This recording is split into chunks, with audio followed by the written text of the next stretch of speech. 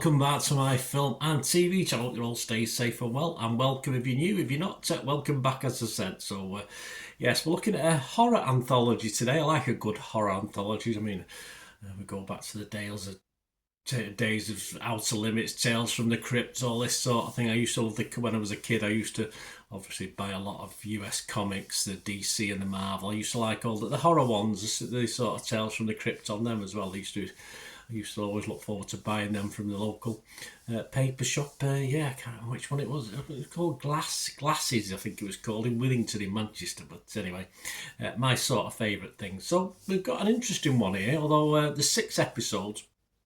And it's a Canadian television series. This is created by Francesco Loscavo and executive produced by Aaron B. Kuntz. Any in relation to Kuntz, the writer? I like his books. The series features unique twisted tales based on the most viral and haunting stories from the r/NoSleep community. Yes, I didn't know nothing about this, and now I do. And I will be doing a lot of catching up over the next few months on that. It premiered on Screenbox, whichever that is. I didn't watch it on Screenbox, I must admit, on October the 13th, 2024. I'm doing this review on November the 5th. Yes, bonfire night here in the UK. It's been bonfire night every night for the last couple of weeks, so who knows. So we're going to have a look at it. 6 episodes. There was 2 a week released on Screenbox from the 13th of October. So you got the 13th, the 20th and the 27th of October. So as I said, I'm reviewing this on the 5th of November. You get about 30 minutes, and then there's a chat with the writer, which is a nice little move. Not always...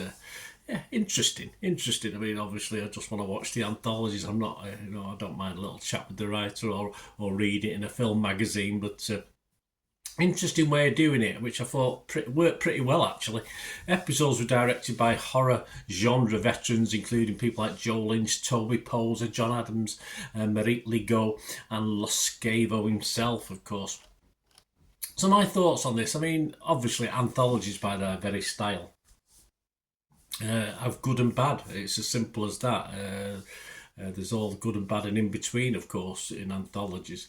Thankfully, there's nothing really bad in this. Even if I wasn't overly impressed with the conclusion or the ending to a story, it was always very good leading up to it. It was very interesting to watch. Although, as I say, it did leave me a little bit disappointed sometimes by the ending. I mean, production values are brilliant. This is superbly put together, and a great cast as well. There's a lot of young people in this, and the quality and the talent is very, very good. So it makes, as I said, even one that perhaps a little bit disappointing with its conclusion a good watch throughout anyway. Interesting scenarios, and interesting look at humans and the public as we are at the moment. I do like a good twist. I always like a good twist in horror films, and when there is one in this anthology, it works pretty well. And as I said, I will be listening to the podcast in the future that go back about 12 years, I think. So I've got quite a lot of catching up to do on this. Of course, these are 6 cherry-picked. Interestingly enough, I thought episode 1 was possibly the worst of the 6. Now, usually if you do an anthology, your first one's got to be your best one, hasn't it? So I was a bit surprised by that, having watched the first one. So I'll give you a rundown of each episode and what I thought of it. Episode 1 was called Into the Unknown. This was based on a short story by Matthew Demirsky. I didn't give this a score. It don't get a 5. It almost got a 5, but I just found the ending, because it was the first one. I just thought it had a disappointing ending despite the great production values, and it sort of gleaned me interest, and I thought, I'm really disappointed with the ending. So I didn't give the score for the first episode, but it does get better, don't worry. Episode 2 was called Fixed Frequency. This was based on a short story by Manon Lysett. And I give this a 7 out of 10. I thought it was a great little story. With a fulfilling ending as well. I liked it all the way through Fixed Frequency. I liked that certain people got the comeuppance. And obviously other people got the comeuppance that perhaps it's a shame, but hey, there you go. You run with the pack, you get the punishment, don't you? So I liked Fixed Frequency. I'll give that a 7.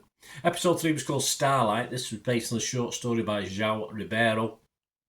This was a nice play, of course, on social media wannabes. Who knew it?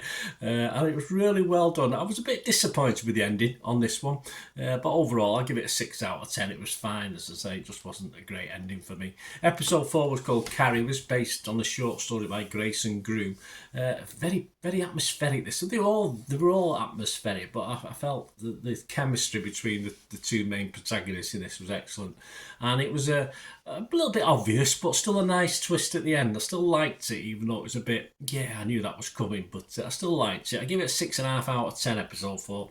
Episode 5, well, was the best for me, the best of the 6. It was called Plastic Smile, based on a short story by Rebecca Klingel. I'll be looking out for her when I go back and watch these podcasts. Possibly the best of the 6. I just loved the twist at the end. I just thought it was excellent. I didn't expect it. So once you get sort of dyed in the wool with these things, you perhaps can see things like that coming. But as I said, it's fairly new to me, this group of people and writers. So I just loved it. I just loved the twist. I give that 8 out of 10 Plastic Smile. It's my favourite. And my second favourite is probably the episode 6, which was called Whistle in the Woods, based on a short story by Travis Brown, because this is very much the film Don't Let Go, which is, of course, with Halle Berry recently. This has sort of, obviously this was well before then, but this really has that sort of vibe going on with a modern setting, but that sort of vibe to it. And I thought this was just good basic horror, but say it wasn't overly, the twist wasn't great, it wasn't a twist as such, it was just a good horror story.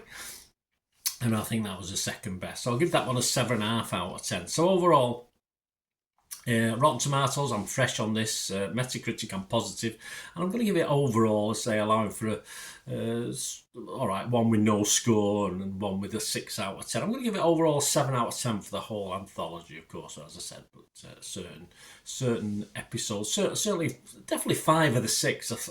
They're all worth watching, but I think 5 of the 6 were good to very good. So I'll give it a 7 out of 10 overall. Yeah, interesting enough, it's not doing that well on Internet Movie Database. Then again, there's only 76 reviews, which isn't a big amount, so please, you have a watch, see what you think. But in Internet Movie Database, it's getting 5.9, so just 0.1 under that 6 out of 10 I like to see. But I'm hoping that'll rise, because I think it fully deserves it.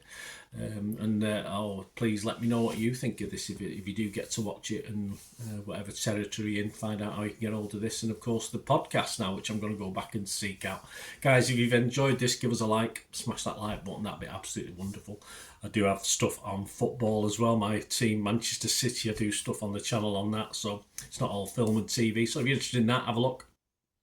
Or if you know someone who might be interested in the football, perhaps who won't be interested in the film and TV, have a look at that. And please stay tuned. We do have ways, if you can support the channel, to sort of put a little bit of effort into this, so you can help me out. Please stay tuned, and there's ways of doing that, supporting through sponsorship and membership, etc. Or just watching a couple of ads helps me out as well. So please stay tuned for that. Right, a quick shout out before we go for my sponsors at the moment. Piat 6505, they've got a little eBay shop, and they sell movie posters from the 1990s and 2000s, some great films, some great actors, so please check the link in the comments section below and you'll go straight to the shop. I dispatch everything between 24 and 48 hours, so if you see anything there, you want to order it, you can also mention my name. I mean, they are sponsoring me, so I do my little deal as well, so you can get 10% off if you buy anything. Just mention me, so say Bernard sent you, and they'll give you a 10% reduction on your order price. My thanks to Piat 6505. If you're interested in sponsoring the channel yourselves, guys, supporting the channel by sponsorship, just let me know. My socials are on screen there, so just contact me about that and we can have a chat. Other ways to help me out, guys, if you watch the ads, if the ads on this, YouTube ads, that helps in a very little way, but it all helps. It all, watch the pennies and pounds look after themselves, they say, don't they? Or the pennies or the 10p's look after themselves. But if you watch the ads or follow the links on the ads as well, that's always a nice way to support the channel. If you sort of hang on for it, I've done that. I watched other people's and followed the ads, something I fancied, which does happen from time to time. Of course, you can support me by pushing that subscribe button as mentioned earlier, and that's of course pressing the button so you know when these vlogs are coming out. And of course, I'm always interested in your opinions, and of course you can give us a like that'd be wonderful as well. So thanks for watching, guys. Hopefully I'll join you very, very soon with something else.